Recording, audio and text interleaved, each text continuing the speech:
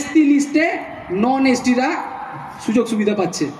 তাহলে যে এই যে প্রত্যেকটা জেনারেল ডিগ্রি কোর্সে প্রত্যেকটা রেপুটেটেড কলেজ এবং ইনস্টিটিউটে যে প্রকৃত আদিবাসীরা তাদের শিক্ষার অধিকার থেকে বঞ্চিত হচ্ছে, এই বিষয়টা জানুন।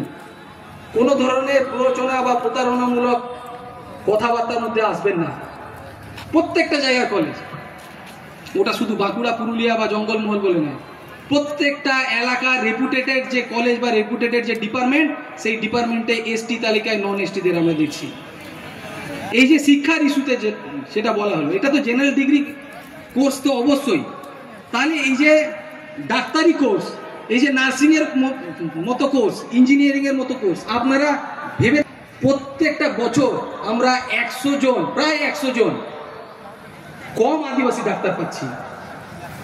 এই কিছুদিন পূর্বে আমরা দেখলাম সোশ্যাল মিডিয়া মারফত যে আদিবাসী ডাক্তার, সেই আদিবাসী ডাক্তারদেরকে নিয়ে আমাদেরকে গর্বের অন্ত নেই, একজন আদিবাসী ডাক্তার।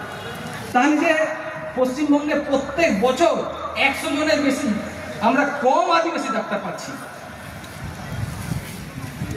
যে জায়গাগুলোতে আদিবাসী ডাক্তার পাওয়ার কথা ছিল, সেইখানে কিন্তু যারা নন ট্রাইব, যারা আদিবাসী, কোনোভাবেই আদিবাসী নয়, যারা আদিবাসীদেরকে ঘৃণা করে, তারা সেই এসটি কোটাতে ঢুকছে। কাদের ক্ষতি হচ্ছে? এটা শুধু জেনারেল ডিগ্রি কোর্স বা ডাক্তারি কোর্স নয়, নার্সিংয়ের ক্ষেত্রে দেখুন, প্রত্যেকটা গভর্নমেন্ট জায়গাতে, যে জায়গাতে নার্স, প্রত্যেক বছর আমরা 150 থেকে 200 জন কম আদিবাসী নার্স পাচ্ছি। ডাক্তার হয়ে গেল, নার্স হয়ে গেল, টিচার আপনারা দেখেছেন 2016 রিক্রুটমেন্ট তো বটেই, এই যে তার এক্সটেন্ডেড ফর্ম 2025, এখানেও দেখবেন প্রায় 78 জনের মতো এখনো পর্যন্ত আমরা দেখেছি, যারা পাল, ঘোষ, বিশ্বাস, মাহাতো, সেন, সেন শর্মা, মজুমদার, কিছু মুসলিম নেমও আছে। কারা বঞ্চিত হচ্ছে? আমরা আদিবাসীরা বঞ্চিত হচ্ছি। আর শিক্ষার কথা বললে তো এটা বলতেই হয় যে শুধুমাত্র গোটা রাজ্য জুড়েই একটা শিক্ষার বেহাল দশা চলছে। তাও যদি আমরা এই মঞ্চ থেকে এই ক্ষেত্র তৈরি করতে পারি যে শিক্ষার জন্য মানুষ কথা বলছে, কারণ আপনারা দেখে থাকবেন যে কোনো রাজনৈতিক দল শিক্ষার ইস্যুতে কোনো কথা বলে না। আমরা আদিবাসী হতে পারি, আমরা দুর্নীতিবাজ নই, আমরা চোর নই। যতগুলো চোর এই জেল খাচ্ছিল আর জেল থেকে বেরিয়ে এসছে, দেখবেন একটাও আদিবাসী নয়। আমরা এই দেশের আদিম নাগরিক, এই দেশটাকে আমরা ভালোবাসি, এই দেশ আমাদের, এই দেশ এগিয়ে চলুক। কিন্তু এই আদিবাসী অধ্যুষিত এলাকার হোস্টেলগুলোকে বন্ধ করে দেশ এগোবে? আর্থিক দিক থেকে বা সামাজিক দিক থেকে পিছিয়ে পড়া যে আদিবাসী সম্প্রদায়ের মানুষ যারা রিপ্রেজেন্টেটিভ আকারে আছে, তাদেরকে পিছনের দিক থেকে টেনে 2025-এ 47 জন fake ST, non ST, ST তালিকায় ঢুকলো, একটাও কথা বলছে না। আপনারা ভেবে দেখবেন না? আপনারা বলবেন না? শুধুমাত্র এই বছরের নিট নয়, নিট 2023-এর কথা বলছি। ইতিমধ্যেই পরমব্রত রায়, শরণ্যা মণ্ডল, ভিক্টর মাহাতো, জুহি কোলে, এইরকম অসংখ্য নাম আছে যাদের আমরা এই পশ্চিমবঙ্গ আদিবাসী কল্যাণ সমিতি এবং ইউফা আন্দোলনের মাধ্যমে এদেরকে আমরা মেডিকেল কলেজ থেকে বিতাড়িত করেছি। কিন্তু আপনারা লক্ষ্য করে দেখবেন যে এই যে পরমব্রত রায় হোক বা জুহি কোলে হোক বা শরণ্যা মণ্ডল হোক, এদেরকে তাড়ানোটা অত সহজ হয়নি, কারণ রাষ্ট্র তাদের ফেভারে কাজ করছে। রাষ্ট্র কোনো অবস্থাতেই চাইছে না যে আদিবাসীরা জাস্টিস পাক। রাষ্ট্র কিন্তু ইতিশা সরেন, যে কিনা আদিবাসী মেয়ে, তাকে ন্যায় দিতে পারেনি। স্বাধীনতার 79 বছর পরেও রাষ্ট্র আদিবাসীদের হিতার্থে কোনো কাজ করতে পারছে না। সুপ্রিম কোর্টে সুমোটো কেস করার পরেও বছরের পর বছর ঘুরল। 27 জানুয়ারি 2024 থেকে শুরু করে আজ পর্যন্ত একটাও হিয়ারিং হলো না। তাহলে 2023-এর যে প্রার্থী ইতিশা সরেন, সে যে ডিপ্রাইভ হলো, তার যে মেডিকেল MBBS পড়ার কথা ছিল, সে যে এই ফেক এসটি সার্টিফিকেটধারীদের জন্য পড়তে পারলো না, তার দায়ভার কে নেবে? তার দায়ভার রাষ্ট্র নিক। রাষ্ট্র যে ফেলিও, প্রায় 80 বছর হতে চলছে ভারত স্বাধীনতা, তাও রাষ্ট্র যে আদিবাসীদের হিতার্থে কোনো কাজ করতে পারছে না, আদিবাসীদের ফেভারে কোনো কাজ করতে পারছে না। এটা রাষ্ট্রের লজ্জা, এটা একটা নেক্সাস। নিট 2023-এর একটা অন্যতম নাম পরমব্রত রায়। নিট 2023-এর যদি গল্প বলি তাহলে স্পষ্ট একটা স্পেসিফিক ইস্যুতে আপনারা বুঝবেন। নিট 2023-এর ফর্ম ফিল আপের ডেট ছিল 6 এপ্রিল 2023, রেজাল্ট বেরিয়েছিল 7 মে 2023, এবং সে বারুইপুর এসডিও থেকে এসসি সার্টিফিকেট বের করছে তারও এক মাস পরে 5 জুন 2023, এবং সেকেন্ড কাউন্সিলিং যখন হচ্ছে তার 11 দিন আগে মানে 11ই আগস্ট 2023 সে বসিরহাট এসডিও থেকে এসটি সার্টিফিকেট বের করছে। তাহলে ফর্ম ফিল আপ হলো 6 এপ্রিল 2023, রেজাল্ট বেরোলো 7 মে 2023, এসসি সার্টিফিকেট বের করলো 5 জুন 2023, এসটি সার্টিফিকেট বের করলো 11ই আগস্ট 2023। তাহলে ফর্ম ফিল আপ হয়েছিল 6 এপ্রিল 2023-এ এবং তার অ্যাডমিশন হচ্ছে 21 আগস্ট 2023-এ এসটি কোটাতে Diamond Harbour medical college. System কি কানা? আপনারা চিন্তা করে দেখুন। আপনারা যারা আছেন আপনারা অনেকেই জানেন ফর্ম ফিল আপের পরে সে এসটি সার্টিফিকেট বের করছে। কবে বের করছে? না রেজাল্ট বেরোনোর 10 দিন আগে। তাহলে সেকেন্ড কাউন্সিলিং এ তার এসটি তালিকায় নাম কি করে হয়? এবং এই একই জিনিস আমরা রাষ্ট্রপতি থেকে শুরু করে এনসিএসটি থেকে শুরু করে রাজ্যপাল থেকে শুরু করে মুখ্যমন্ত্রী থেকে শুরু করে প্রধানমন্ত্রী থেকে শুরু করে আমাদের 18 জন এমএলএ এমপি থেকে শুরু করে বিসিডব্লিউ মিনিস্টার থেকে শুরু করে এমন হেন জায়গা নেই আমরা জানাইনি। মেইন স্ট্রিমের মিডিয়া যারা আছেন আপনারা কি কানা? তাহলে কোন লেভেলের নেক্সাস চলছে আপনারা দেখুন। এবং বারংবার রিপিটেডলি আমরা যখন এই বিষয় নিয়ে আমরা আন্দোলন করি তারপরে মানে কেঁদে ফেলার মতো অবস্থা। তারপরে এই পরমব্রত রায়কে মানে তাকে ডায়মন্ড হারবার মেডিকেল কলেজ থেকে বিতাড়িত করেছে। তাও বিতাড়ন ওইভাবে হয়নি, প্রশাসন তাকে ফোন করেছে, বলেছে যে ভাই তুমি একটা চিঠি লেখো, তুমি আর মেডিকেল পড়তে চাইছো না। পরমব্রত রায় সেই বিষয়টা করেছে, তাই প্রশাসন তার ইস্যুতে তাকে মেডিকেল কলেজ থেকে বার করেছে। এই হচ্ছে পরিস্থিতি। এইটা নেক্সাস বা প্রাতিষ্ঠানিক দুর্নীতি ছাড়া আর কি। এবং যে ঘটনা উল্লেখ করা হলো যে বারুইপুর এসডিও, এটা তো ফেক এসডির একটা গড়।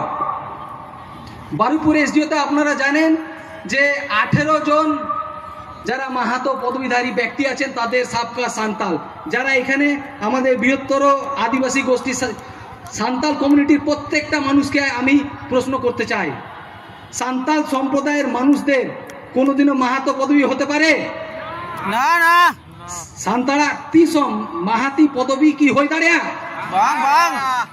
তাহলে কি করে বছরের পর বছর আমরা 2021-22 সাল থেকে 15টির বেশি ডেপুটেশন দিয়েছি, কিন্তু মাহাতো পদবী দেখেই প্রশাসন আর সার্টিফিকেট এদের বাতিল করতে চাইছে না।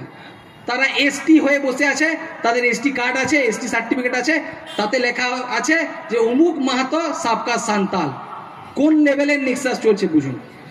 একই সাথে আচ্ছা যারা ভূমি সম্প্রদায়ের ব্যক্তিবর্গ আছে, ভূমি সম্প্রদায়ের ব্যক্তিবর্গদের কখনো কি মাহাতো পদবী হতে পারে?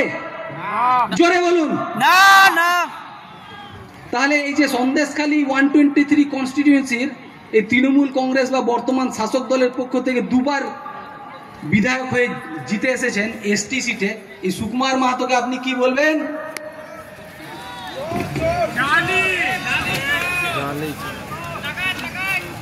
এই যে বিভিন্ন জায়গায় মাহাতো, বরুণ মাহাতো আরেক খুঁটি, বরুণ মাহাতো যিনি কিনা গত লোকসভার যে 15তম লোকসভা ছিল সেখানেও ওই ঝাড়গ্রাম 33 কনস্টিটিউয়েন্সি এসটি সিটে ভোটে দাঁড়িয়েছিল। এবং আপনারা লক্ষ্য করে দেখবেন আরো যারা অন্যান্যরা যারা ভোটে দাঁড়িয়েছিলেন, সেটা নির্দল হোক বা যে কোনো পলিটিক্যাল পার্টির পক্ষ থেকে হোক, যে কোনো পলিটিক্যাল পার্টি, কেউ কিন্তু বরুণ মাহাতোর বিরুদ্ধে একটাও কথা বলেনি। আমরা বলেছি পশ্চিমবঙ্গ আদিবাসী কল্যাণ সমিতি এবং ইউফাও আমরা প্রত্যেকটি ফেক এসটি সার্টিফিকেট ধারীদেরকে খুঁজে খুঁজে বার করবো এবং তাদের এসটি সার্টিফিকেট বাতিল করবো। এই যে তাহলে এই যে সুকুমার মাহাতো, বরুণ মাহাতো, উজ্জ্বল মাহাতো, এরা কারা? এরা কারা?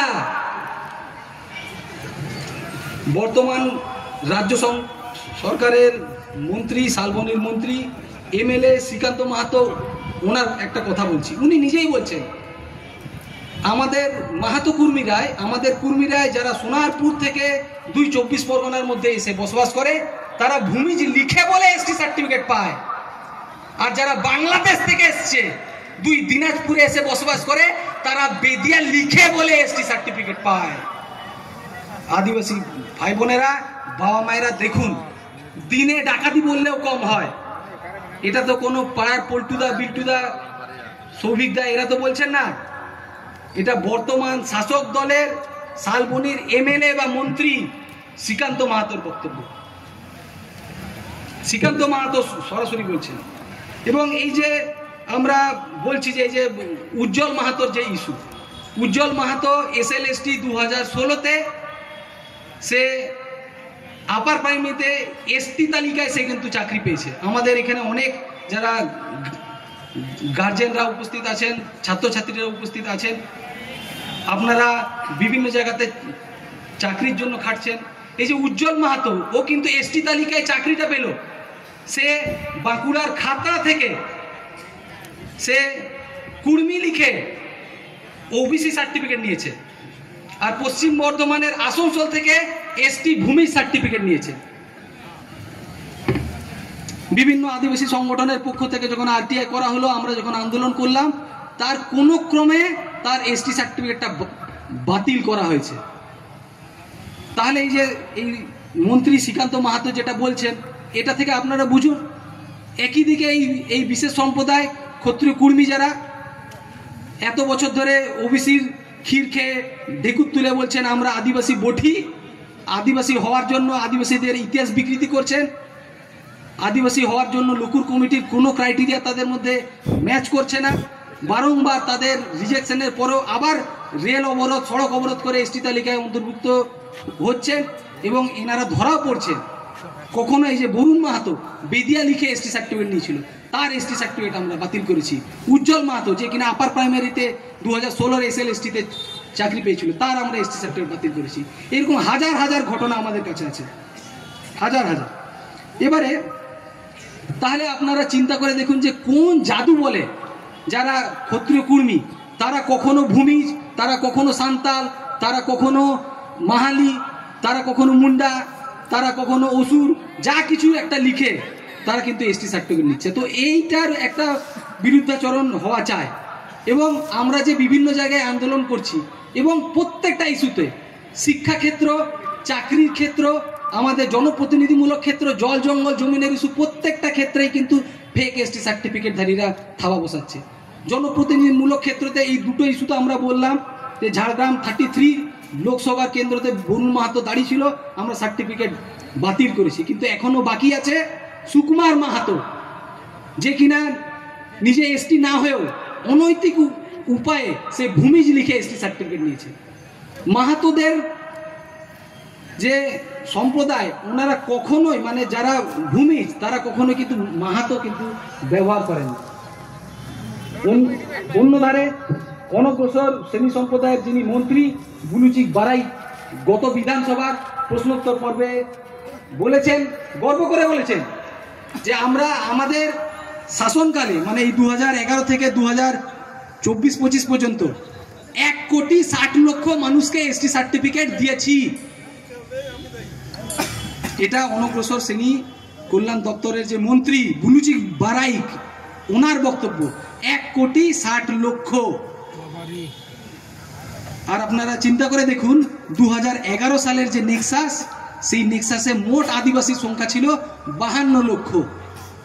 তো মোট এসটি আমরা 52 লক্ষ 2011 পর্যন্ত। তার আগেও অনেক যারা আদিবাসী মানুষ আমাদের, এনারা যারা আছেন সকলেরই এসটি সার্টিফিকেট ছিল।